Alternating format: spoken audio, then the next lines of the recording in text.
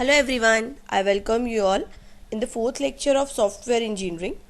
This lecture is based on the software engineering practices. Right? We will see step by step what is software engineering practices and then what are other practices that comes under this software engineering category. See, what is this? Basically, this practice is a broad array of concept, principles, methods and tools. Right? It is an array of concepts, principles, methods and tool that we consider as a software is planned and developed. Right? When we try to develop a software, definitely we need some concepts, we need some principles based on what we will design something, we will move ahead, the methods will be there and some tools, let's say automated or semi-automated tools will be there, right? Or what you can say, basically the software engineering practice, it represents the technical details, right? It represents the technical details and how the software process we are going to use right, which will help us to build a high quality software. So software engineering practice is what? That software engineering practice is a broad array of concept, principle, methods and tool which will help us to build a quality software. Correct? By following a proper process, you can build a quality software. Next question is, who does it? Who will perform all these tasks? Right? Who will perform all these tasks? Just take a pause of like 30-40 seconds and think who will perform. Technical people will be here. Manager will be here. And again the software developer, right? So these all will involve in the process of developing the software, right? And this software engineering process is applied by the software engineers, managers, developer and the technical people. Got it? So they will perform this task. Now why the software engineering practice is important, right? So this practice will help you to reach your goal, right, by following the proper methods, concept, tools and technologies. Or we can say this practice, software engineering practice, it will provide us a roadmap. Got it? Or what we can say, it provides us the detail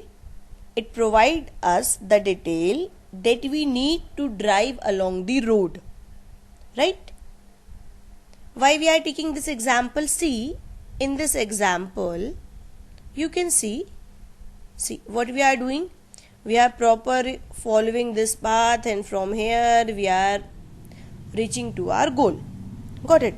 So suppose you want to go from our college to railway station, right? So when you will go to railway station, definitely there is a bridge, right? There is a bridge, there is also a normal road.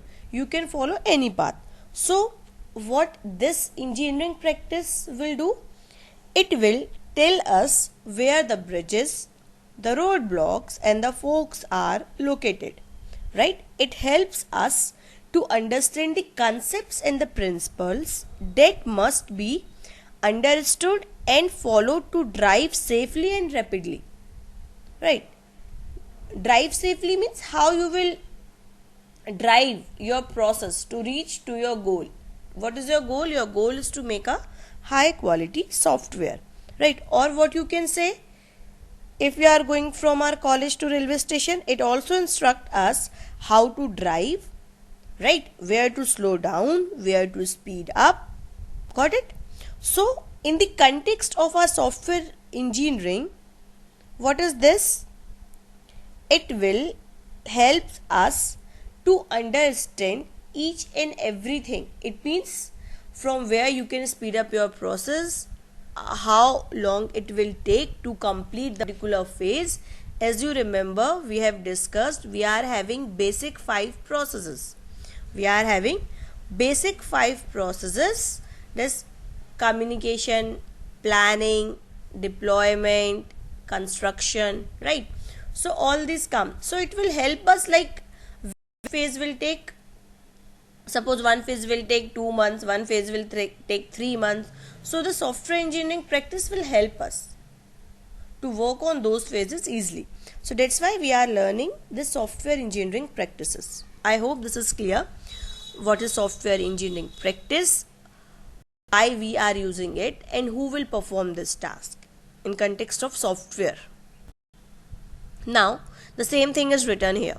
Okay, you just read once. What is this? It consists of a collection of concepts, principles, methods, and the tool that a software engineer calls upon on a daily basis. Got it? It equips the managers to manage software projects and the software engineer to build computer programs.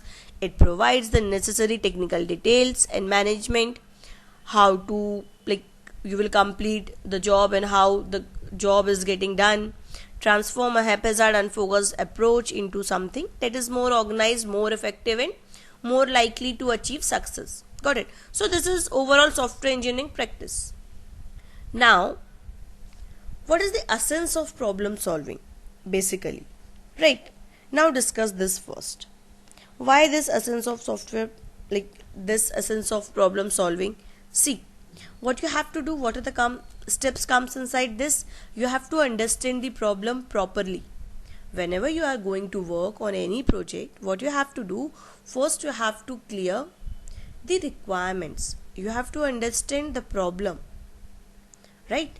And how you can understand the problem properly? By communication and by analysis, right?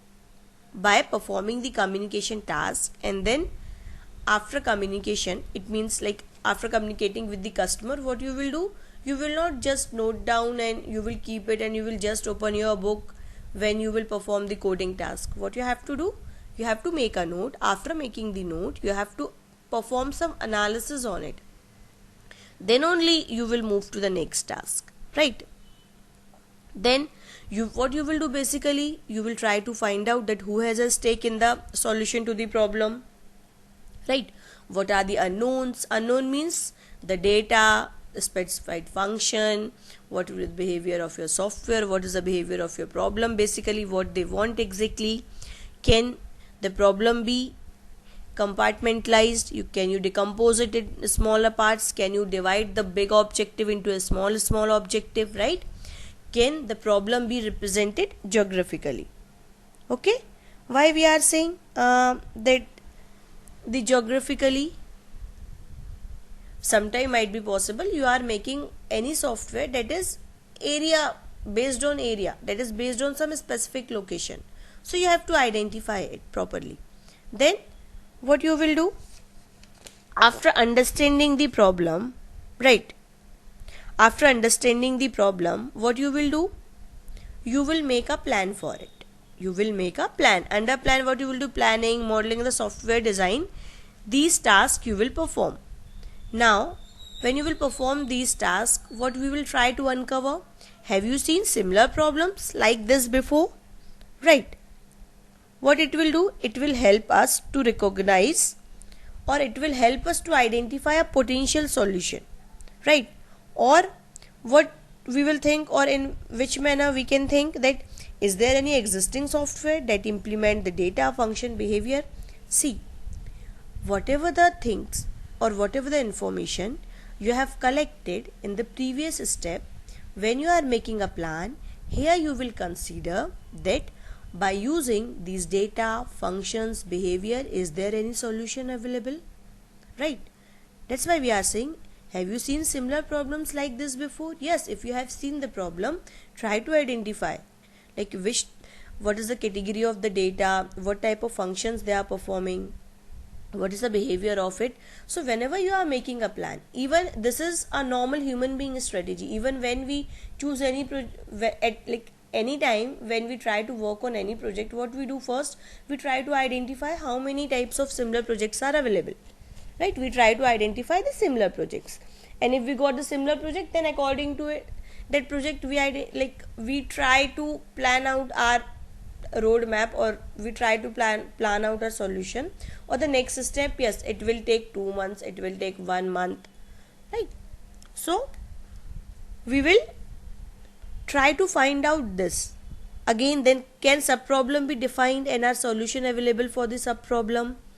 See, what we have seen in the previous in this task we are asking, can we divide our problem into multiple tasks?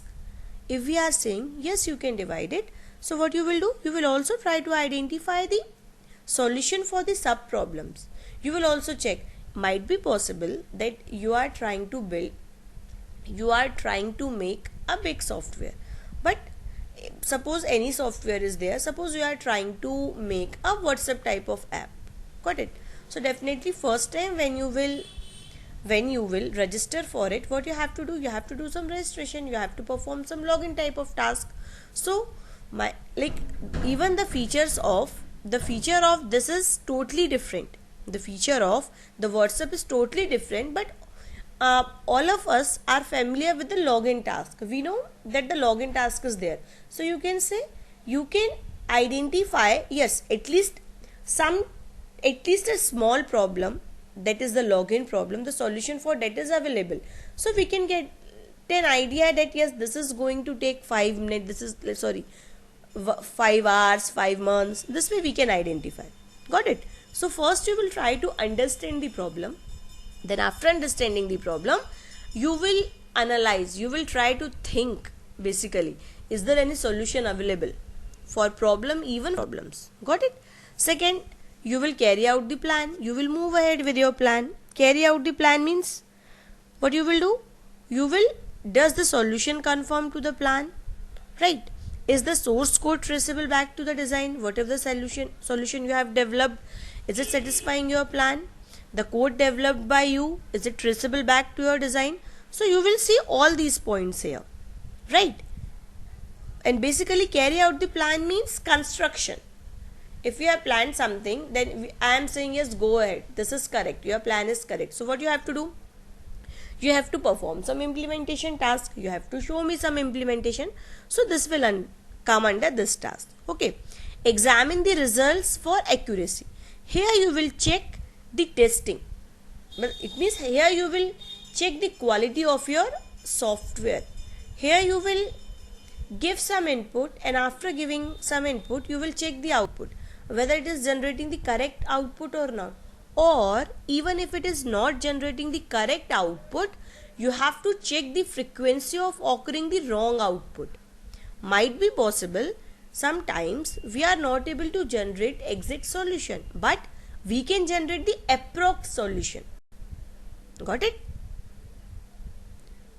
We can generate the approx solution. So we will perform the testing task as well as the quality assurance. So you will remember these points. The points are, when we will when we are trying to build a software, what we will do, first task is to understand the problem. You will try to understand the problem. Second task is you will make a plan for it. Right? You can make a plan by identifying the similar type of problem solutions. Then you will carry out your plan, because if you have confirmed with your plan, so next step is to carry out your plan. And then finally, if you have carried out your plan, you have executed your plan, you have to test the accuracy of it. Got it? Now we will see the principles, software engineering principles, one by one. Right? See, just try to understand. I am trying to explain you with the help of some diagrams, so it will be easy to you to remember all these points. Now there are some core principles, right? Core principles are there, the core principles for software engineering. We are also having the principles for each and every phase, but the core principles for software engineering are, see, software engineering is the core principle. First one is the don't forget, right? Don't forget means what you will say from this don't forget? It means remember.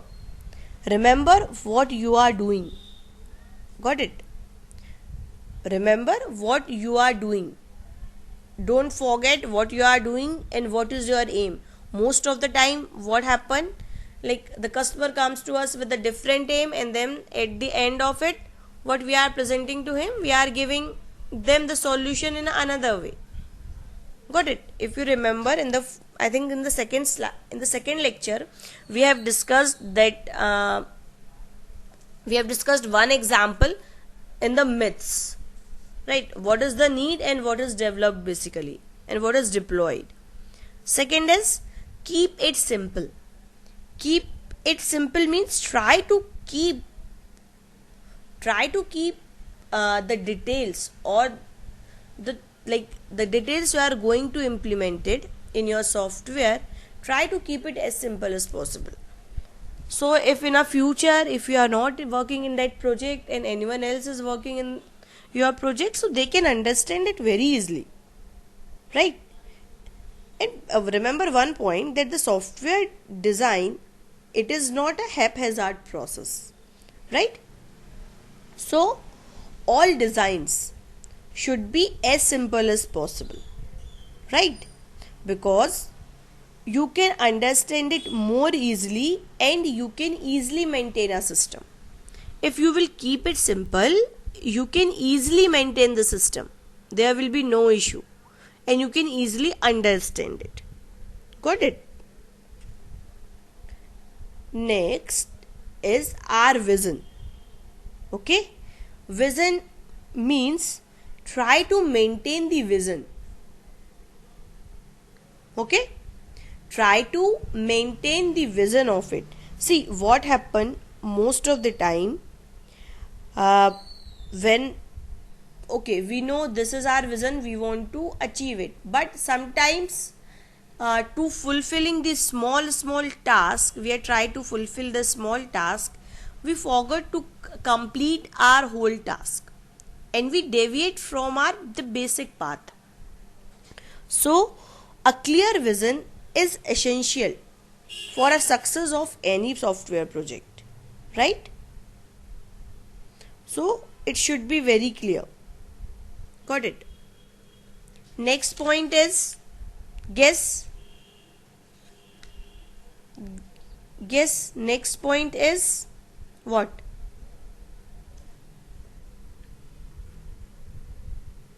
Next point is, see, think before what you are doing basically, right? Think it once. Why? Because whatever you are going to produce, it is consumed by the others. Okay? Please think before, because whatever you are doing, it is consumed by the others. And also be open to the future. He is thinking like, yes, whatever he is doing, it is consumed by the others, and also open to the future. It is not like that. Don't be specific for any point. Okay?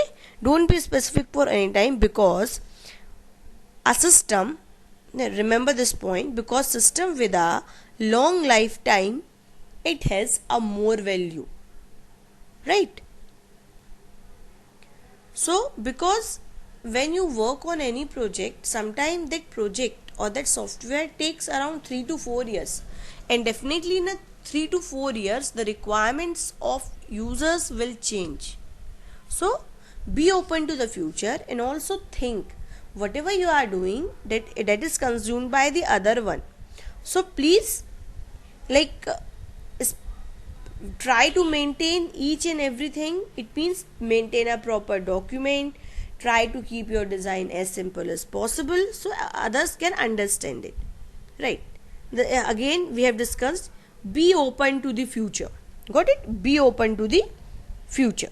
Why? Because long lifetime has a more value. Long lifetime project, they has a more value, right? So be open to the future. And see, if you are open to the future, we are having one more advantage. What is that advantage? We can reuse our system, right? if suppose we are working on one system and after some time we also get the chance to work on the another project that is of similar type, so what we can do, we can reuse it, we can reuse. And then yes, one more point that we have discussed, we are no longer just consumers. Got it? Got it or not? Think. It means whenever you are producing something, right? Whenever you are producing something, please keep in mind that most of the people are going to consume it. The number of the people who are producing it is very less than the number of people who are going to consume it, right? So the, like, we can say, or we can summarize it in a way, the core principles of our software engineering is, first is what? Don't forget. Don't forget means try to remember the reason why it exists, the reason behind its existence. Try to keep your software as simple as possible, right? Please maintain the vision when you are working, like, don't deviate from your vision. Got it? And then, like, please keep in mind that whatever you are going to produce, it is used by the other. Think on this. And also keep one point in mind, that whatever you are making, it is reusable, right? Try to make a software in a way that it can be reused by the others also, other software teams also. Be open to the future, right? Be open to the future, because the software takes too much time. Software or any project takes like couple of years sometimes. So definitely, if number of years are more, so technology or the requirement of the user is definitely going to change. Okay, and then remember one more point, the number of consumers are more. So whenever you are designing something, keep in mind that other peoples are going to use it. They are not dealing with your technical details. Got it? So these are the basic core principles of a software engineering. You can see here, the same points are written here. Like, I try to explain you with the help of this diagram, same points are written here. Remember the reason that the software exists, keep it simple, maintain the vision of your product. Like, keep in mind that whatever you are going to produce, that is consumed by the others. Be open to the future, right? Plan ahead for the software use, think and then on it act, right? Now, like, as we have discussed in the previous lecture, we are having total 5 basic steps, 5 basic phases. If you remember that the general process framework, in that general process framework, we are having these basic 5 steps. Communication. In this communication, we discussed about the requirement gathering, the planning, modeling, construction and the deployment. Now again, we are having principles for each and every phase. Now first, discuss communication, right? Communication problem. Just tell me, when you are communicating with someone, okay, suppose I am your project guide and then you are coming to meet me regarding that project. So what you will do? Tell me. What you will do? First, you will come and then you will communicate with me, and then whatever I am going to explain you, whatever I will explain you, what you will do? You will listen it. You will listen it carefully. Then what you will do? One more thing, whenever you are coming to meet me, you will prepare first that yes ma'am, this is our topic, like we have finalized this topic, and then like according to that topic we will start communication, right? And sometimes it might be possible, see, I am from the CS background, right? I am from the CS background. So because of the CS background, I don't know, like, the electronics student, I don't know the mechanical student. So someone should be there who will facilitate this meeting. Got it? Or someone should be there who will introduce us. Yes, she, like me, I am going to take this subject, and then, like, the students belong to this department, so someone should be there. Again, the face to face communication is best, obviously. That's why we prefer the classroom teaching. Got it? Even like for the classroom teaching we prefer, like we are not able to see each other right now, but when our classes will start we will meet there. Okay, and then again, whatever I will explain you, I will tell you the multiple points. What you will do, you will make a note, right? What you will do, you will make a note of each and every point. Yes, madam is telling me this point, so next time I will prepare all these points. Got it? So, and then what we will do, sometimes might be possible I am giving some idea and then you are also giving me some idea. So some points that is given by you, that is like the points put it by you are also correct, and also the points that I put in front of you also correct. So we can collaborate both points, right? We can collaborate both points, and then we can also agree on a similar.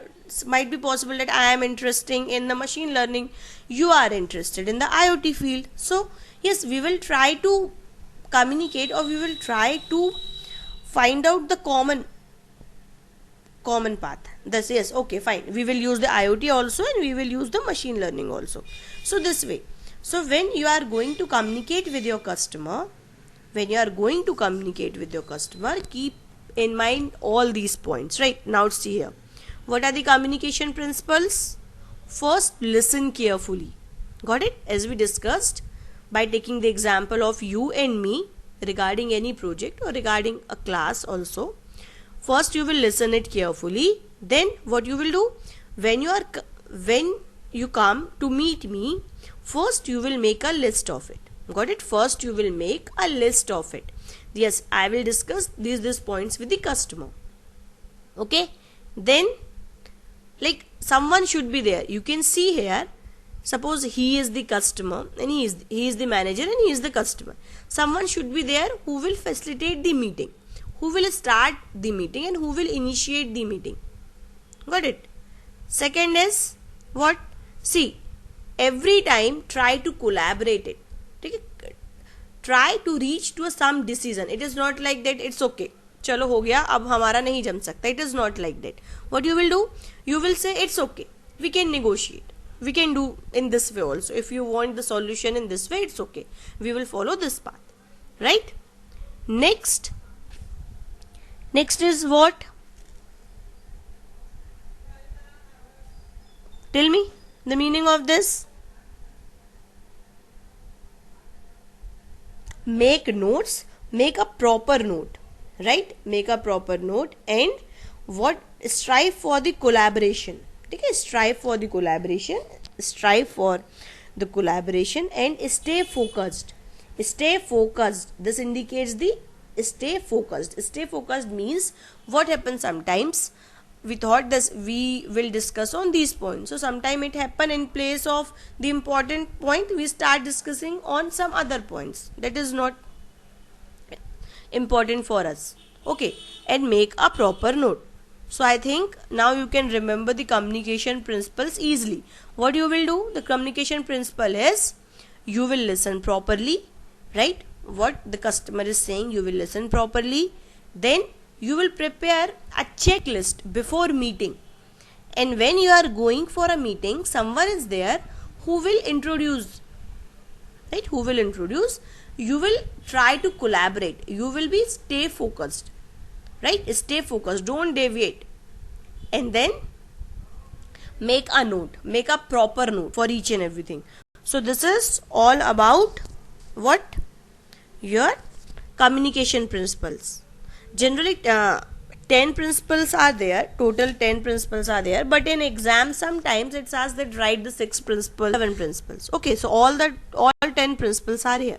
You can see, listen to the speaker, prepare before you meet, someone should facilitate it, face-to-face communication, take notes, strive for collaboration, right? Stay focused on a topic. If something is unclear, yes, one more point, if something is unclear, you can draw a picture, you can also represent, or you can understand the points told by the customer with the help of the picture. right? Move on to the next topic. Like after you agree to something, negotiation is not a contest or a game, right? It works best when both parties win. Remember this point every time. Negotiation is not a contest or a game. It works best when both the parties win. For example, what's the example? We all are very good in this negotiation. Just for example, okay, suppose तुम कहीं कपड़ा लेने जाते हो, okay?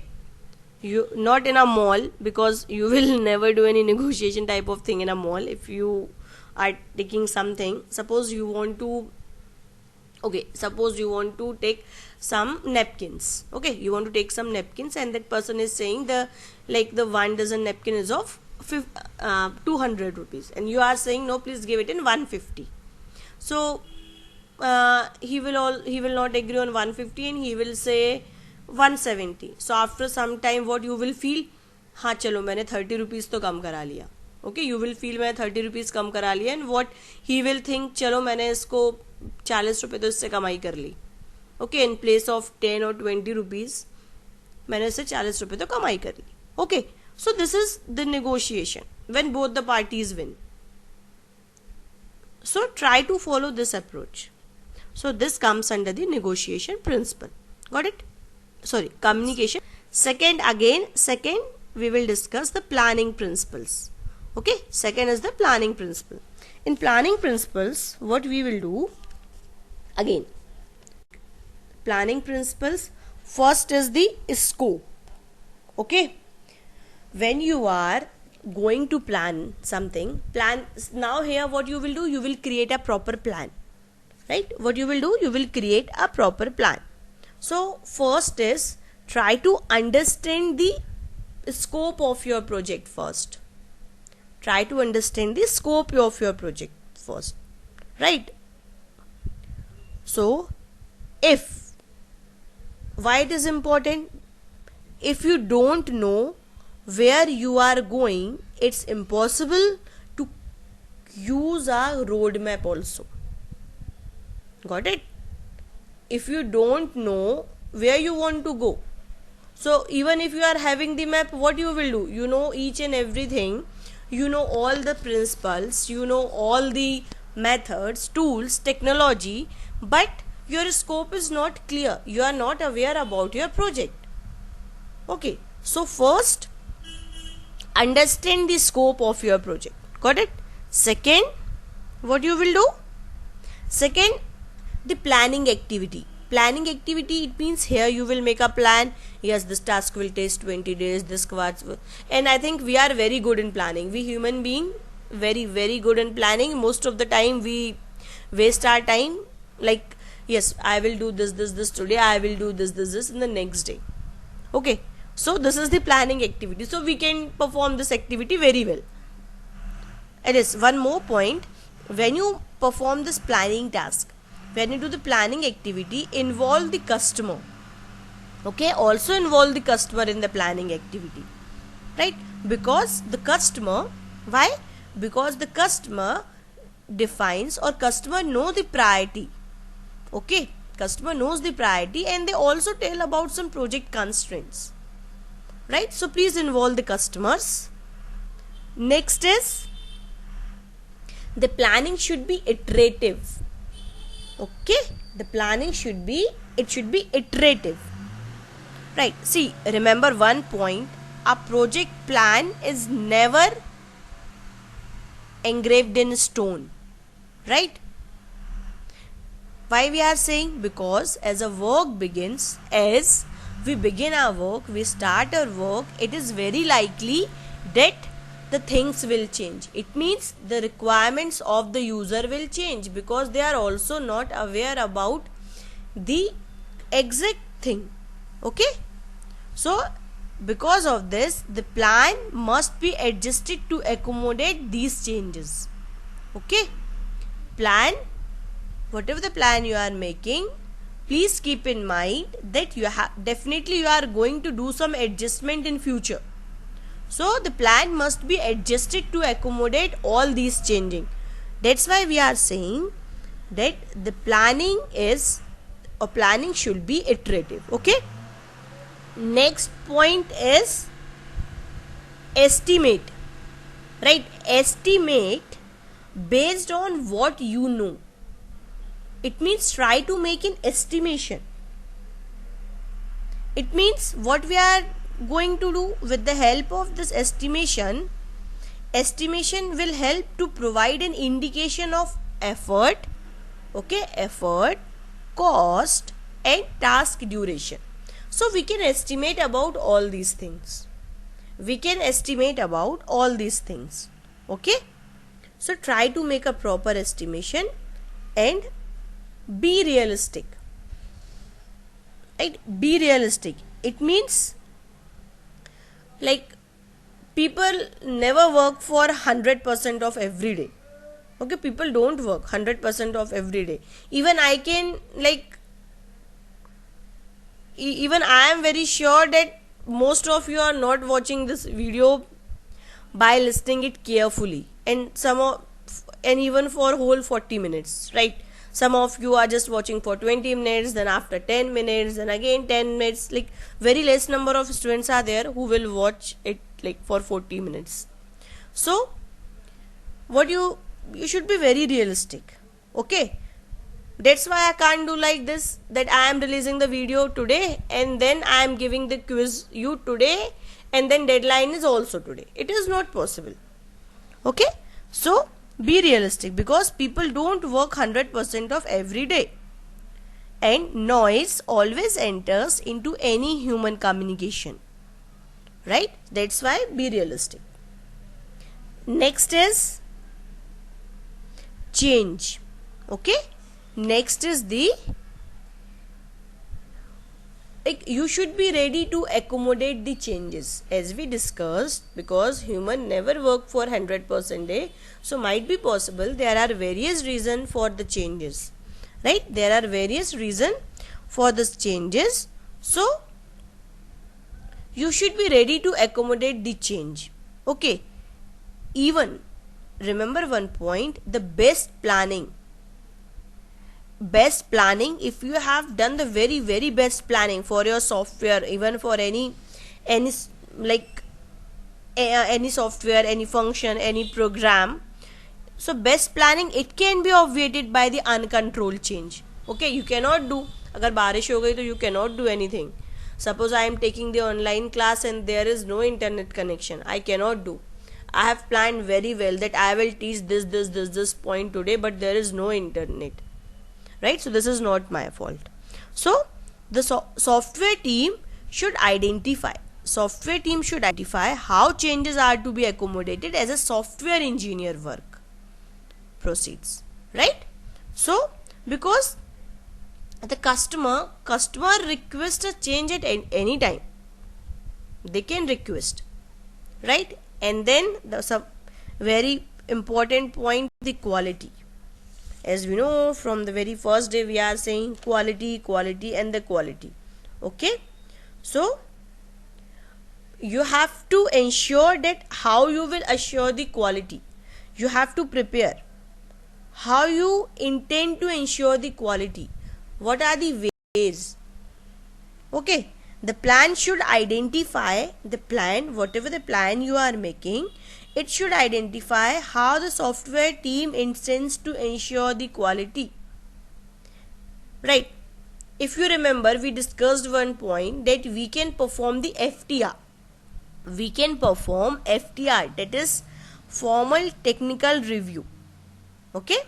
We can perform the FTR to check the quality and to ensure the quality of each and every phase.